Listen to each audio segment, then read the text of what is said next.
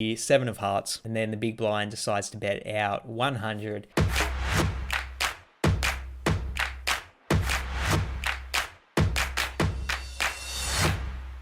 Hey YouTube. G'day again everyone, welcome back to the vlog. It's currently about 9 p.m. in the evening, and yet again I've been invited back to another Melbourne home game. It's one we've played out a few times now.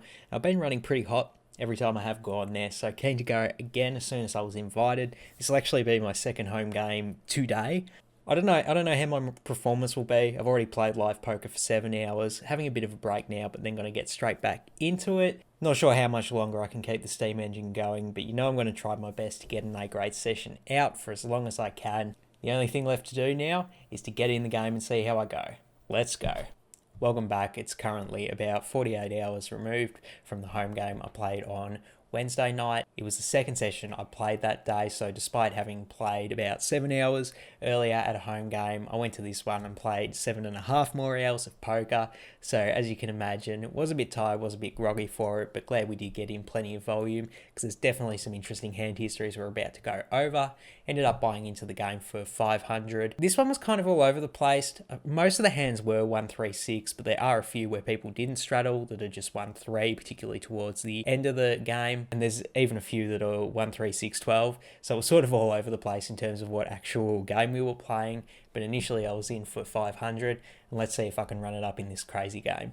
Let's go. So the very first hand I do decide to straddle. Let's try and normalize straddling, you know? So I decide to put the 6 on, and then the player to my direct left decides to double straddle, boosting the game up even bigger. The cutoff, who's going to become a pretty big character in this session going forward, they just decide to open rip their stack for 90. Then a player who had about 400 behind just decides to call the 90. Small blind and big blind fold, and then the actions on me in the straddle, really hoping that we wake up with a strong hand here. And my wishes are sort of granted when I do look down at ace king offsuit with about 500 in our stack, and the only player covering us being second straddle to my direct left. I think this is a slam dunk spot to just put all of my money in the middle and try and get heads up with the initial all-in person. But even if we get called by button, there's some chance that they'll do that with like pocket nines, and we're pretty happy to take a 50-50 type situation ourselves. Easy decision. I decide to put my chips all in. I announce all in,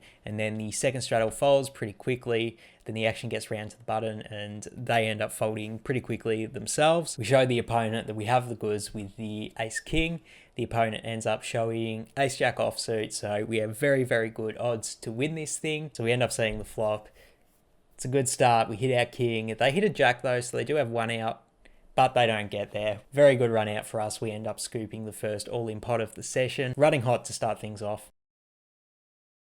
Next hand, under the gun limb, so I'm in the hijack with pocket 7s. I ISO raise it up to 20, and then the button call, then under the gun calls as well. So we're 3 ways to a flop, which is queen 10-3 rainbow. When under the gun checks, I think I have a pretty easy check back. We do have a bit of showdown value and don't really want to inflate that pot, particularly out of position to a loose aggressive player who I think is going to bet pretty often when checked too. So I check it over to them, and then they snap bet 25. Under the gun folds. And I would usually think there's merit to folding in a spot like this. I just, having had a bit of experience at this point with this main villain, I do know that they are very prone to bluffing in general. So I'm going to be pretty reluctant to fold some of my showdown value hands, particularly straight away. So for that reason, I do decide to chuck in the call for 25, and we're heads up to a turn, which is the 3 of hearts. I check it over to the villain again, and they do decide to bet again. They go ahead and make it 55. Action's back on me, and this time I do contemplate folding a bit more seriously.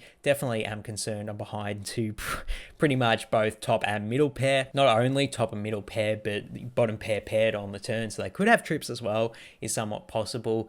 But the thing is, they can have all those hands, but they could also have like king jack or Jack 9, which are both open-ended straight draws, but they could also have like 9-8, just random stuff like that they're just stabbing at because I've shown weakness, and I think loose aggressive players are going to be more prone to do that. That makes me kind of want to call with the pocket 7s. Wouldn't always recommend it, but I think against this particular opponent, probably is the best play. So I decide to put in the 55. So we're heads up to the river, which is the king of spades. Not a great river for us. We're definitely going to go ahead and check it over to the opponent. Definitely worried that Jack 9 got in there, as well as some of their random bluffs can have a king, king jack. So I check it over to them, seeing what they're going to do. And then they do think about it for maybe about 5-10 seconds before deciding to check it back. And then they just look over at me and they give me this look like I have absolutely nothing. And then like I wait a few seconds to see if they say anything, but they don't. So I just sort of like shrug. I have pocket sevens and he's like, you're good. So I just show my sevens and he ends up mucking his hand and we pull in this one. And happy I did put my foot down and mixed in 2 straights of a hero call. This next hand, an opponent I've played with the previous 2 times I've been at this game, who I would definitely label as a loose aggressive opponent. They sit down, they buy in for 450 straight away, and first hand they open raise to 20. The action's on me in the hijack, and I look down at ace queen of diamonds. Definitely want to go ahead and 3-bet this hand. I go ahead and make it 60. The action folds back around to the +1 player, and then they decide to open rip it all in for 450. So yeah, massive bet, but I think against an opponent I already know has a reputation of being loose aggressive. I really think I would be making a mistake by folding out my equity against their range of hands. I do think it's somewhat possible that they might be doing this with like aces or kings, but I actually think they might choose to trap or use a smaller 4-bet size with those. I actually think it's more likely they do have a hand like queens, jacks, tens, or maybe even, you know, a bluff with ace-5 suited. And against that range of hands, ace-queen is actually going to be a call here. So I throw in the call, and then the opponent shows pocket jacks. I show my ace queen and we're off to a classic race. We see the flop, and in the window card it's the queen of spades, but then the second card's the jack of hearts, and the opponent ends up scooping us here. We don't go runner straight or anything, and they end up getting us for this pot. I'm glad I called off though, because I think their range is going to have a lot of hands like jacks and tens, and we're about 50-50 with those with ace queen. And an opponent I already think is loose aggressive, like probably is going to have at least a few bluffs in the mix there too. Glad that I called off. I think it's a good play in the long run. Next hand up, a tight aggressive player opens the button to 20. The same opponent with the pocket jacks in the small blinds, they throw in the call. The action's on my straddle with a6 of clubs, getting a price to call and see a flop. I think it's good with this hand, so I do decide to throw in the call. So we go 3 ways to a flop, and the flop is absolutely beautiful, if I don't say so myself. 10, 9, 7 with 2 clubs. So not only do we flop the straight, but we also have flush draw as well as a straight flush draw. So absolutely boom and flop for us. When the small blind checks to me, I still want to go ahead and check it to the pre-flop aggressor, but definitely looking to mix in that check raise with a hand this strong. The button goes ahead and bets 40. The small blind calls. The action's on me. Gonna go ahead with my plan and check raise it for value. I go ahead and make it 140, hoping to get called by overpairs that the button can definitely have, as well as other flush draws, 2 pair. The button ends up throwing in the call, and then the small blind folds. So we're still heads up to the turn with 9 of diamonds. So now the action's on me, and I really don't want to slow play a straight on this board, just because I think if any of the opponent's going to stack off with an overpair, they really have to do a bluff catching. So I need to bet to get the most value from that hand. Having said that though, I do think a tight aggressive opponent is definitely going to be capable of folding an overpair to a bet here. So it's kind of damned if you do, damned if you don't type of situation. But with all of it considered, I think just going all in here is clearly the best play. I go ahead and move it all in for about 280. The button tanks for maybe about 5 seconds before deciding to throw the hand in the muck. So we end up scooping in this one, and absolutely stoked. Next hand we get 2 early position limpers. Then the action's on my button with king 10 offsuit. I decide to raise it up to 25 here. Maybe this is a bit of a looser open, but being that we're on the button and are going to have position, love inflating the pot with definitely some of the hands in my range. Whether king 10 offsuit is a bit too loose or not, I could go either way. I decide to raise it up in this instance. And then the big blind, who's the same loose aggressive opponent we've played a few hands with now, they throw in the call, and then both the limpers fold. So we're heads up to a flop, ace-5 deuce with 2 diamonds, and we do have the king of diamonds for what it's worth. And then the opponent actually decides to make a lead for 35. The action's on me, and we do have showdown value with our king high. Like if our opponent's bluffing with like 9-7 suited or jack 10, we're ahead of that hand with our king high. So definitely want to call in position here. Don't want to start bluff raising yet, just because if my opponent is leading with an ace, like, we're not going to be able to get them off of it. Just want to call to bluff catch in this instance, which is what I do. I end up throwing in the call. So we're heads up to the turn, which is the king of spades. So we do actually make a pair. And then the opponent checks it over to me now. I think in this spot, I sort of just have to check back. I did think on the flop it was very likely my opponent was bluffing. But now that I've hit a pair, like, I don't think they're going to float with like 10-9 offsuit or something. And it is somewhat possible that they're playing a bit of pot control with like a weaker ace. So I do think if we bet and get called, it's a bit dicey and it could be a bit value ownage. So I do decide to check back. Then we get to see a river, which is the 7 of hearts. And then the big blind decides to bet out 100. The action's on me here. And I said on the turn, I was somewhat concerned that my opponent could potentially have a weaker ace. This is actually a hand that they can pretty credibly represent here. Having said that though, I think they still could be bluffing with some of those 10-9 type hands, and they just sort of like gave up on the turn, but then me checking showed some weakness, and now they want to put the pressure back on because they can credibly represent an ace. So it's a pretty close spot here whether I want to call or fold, just because it's against this opponent type, and I know they are going to have some hands like 10-8 offsuit in their range. I think it's a good spot to put my foot down and call with one of the more middling strength hands in my range. And king 10 offsuit's about as middling as it gets on this board, so I do decide to throw in the call. Then the opponent gives me the same look that they gave me before, like they have nothing. So I show my king, and then he ends up mucking his hand and scooping in another pot and bluff catch against his opponent yet again. So this next hand is straight 1-3. Not that you'll be able to guess from how the hand plays out. The under the gun player goes ahead and open limps. Then I'm in the low jack with ace queen of clubs. I go ahead and raise it up to 20. And I get called by the hijack button and the original limper. So we are 4 ways to a flop. The flop is an absolute banger. It is ace queen 6 rainbow. We hit a top 2 pair and we're absolutely loving it. Under the gun checks it over to me. And I think in this spot, I definitely want to go ahead and bet for value.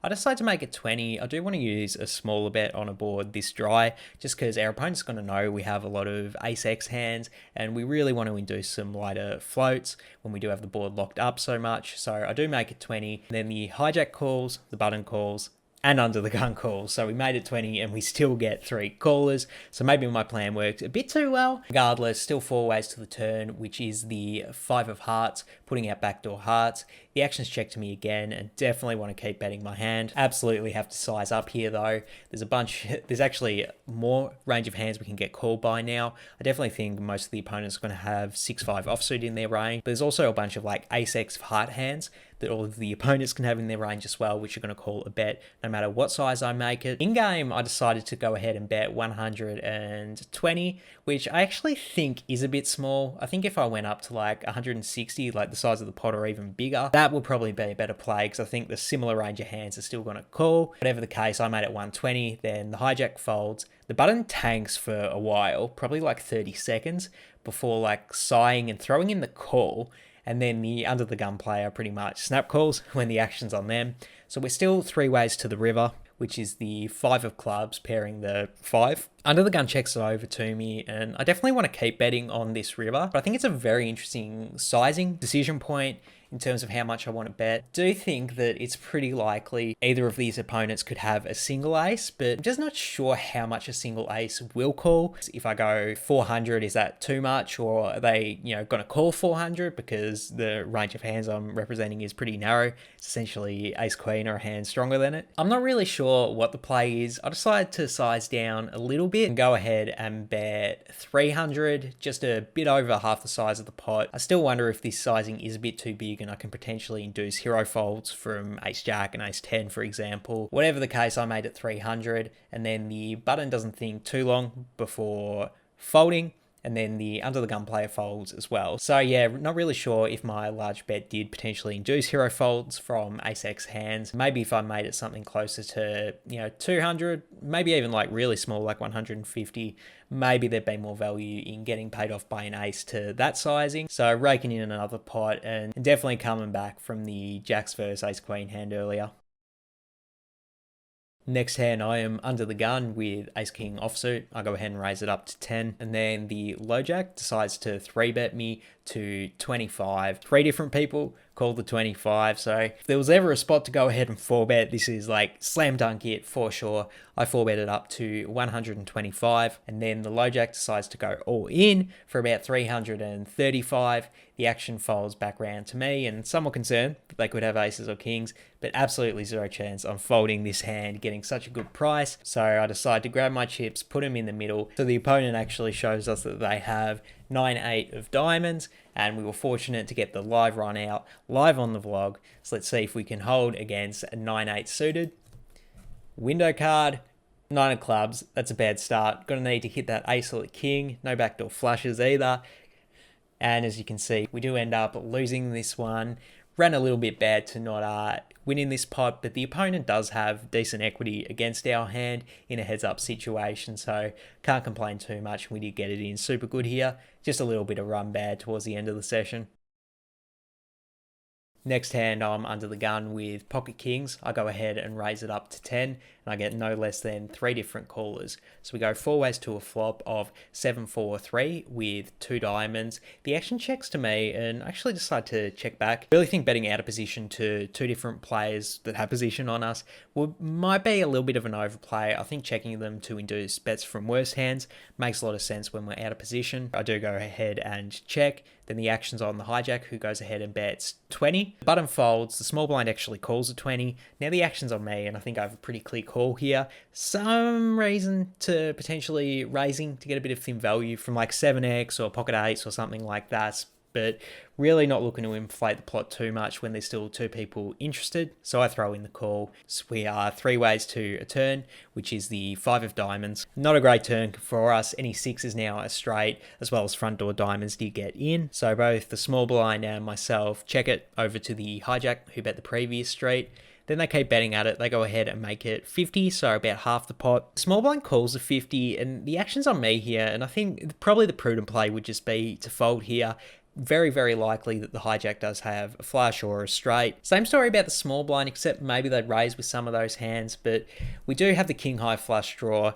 Already we might be drawing dead if the hijack has the nuts, and the prudent play probably is to just fold here. I think I get a bit too attached to my hand, and I do throw in the call. Bit tilty most likely, and this probably isn't the correct play. Chances I'm behind are very, very likely with a 4-liner and the front door flush, so probably should just fold and not getting a good price to draw to the second nuts either. So we are still 3 ways to a river, which is the 3 of clubs pairing the board. When the small blind checks, easiest decision in the world to check here, of course. We're really trying to get to showdown. And then the hijack goes ahead and bets 210.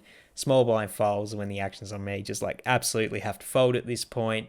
The chances they have a straight flush or a full house, like I'm almost positive. Fortunately, I catch up to where I was on the river, where I should have been on the turn, and I do lay my hand down. And then the opponent asks what do I have, and I said I had pocket kings, and then he's like, what, how'd you fold? And I'm like, I just didn't think you were bluffing. And then he said that he had ace high, but who really knows? He didn't show the cards, so we can never know for sure, but maybe he did run a really good bluff and obviously got us off a pretty strong hand here. So there you go, those were the most interesting hands I played across the session. How do I feel about how I actually played throughout the session? I'm going to go with the A grade. I do think I made a few mistakes across this session. The most notable one is when I called on the turn with the pocket kings. The thing is though, I was playing on my 15th hour of poker at 3 a.m. Of course, I'm not going to be on my A game. But the fact that I was able to make a lot of really good plays in this session, good folds, good hero calls, I am actually really, really satisfied with my performance in spite of a few smaller mistakes. I do think if I was able to play this well when I was very, very fatigued all of the time, my career as a poker player would actually be way, way more successful, because that's sort of the big killer for me, is not being able to play these really, really long sessions really, really well. But I think I did as well as I could today. If I did this more so, 15 or so hours into sessions regularly, I think I will be absolutely killing it, and going to go with an A grade today. I'm going to try and repeat this performance going forward in my career as a professional poker player. Ended up buying into the game for 1,000 after the rebuys of those hands I lost, and ended up cashing out for 1,100. Pretty small profit on the session. Not complaining with the small profit, particularly when I did run bad in a few hands. My all-in EV, if that was a thing in live poker, would be way up there, and that's all I can hope for. That's going to wrap it up for today. Thank you for sticking all the way to the end of the video. That really does help my channel's analytics, and it is greatly appreciated. If you haven't already, hop in the comments below and let me know what you think about the different hand histories I played throughout the session. I'm definitely not sensitive, so if you think I'm a fish, hop down below and let me know. For now, I'm out of here. Peace.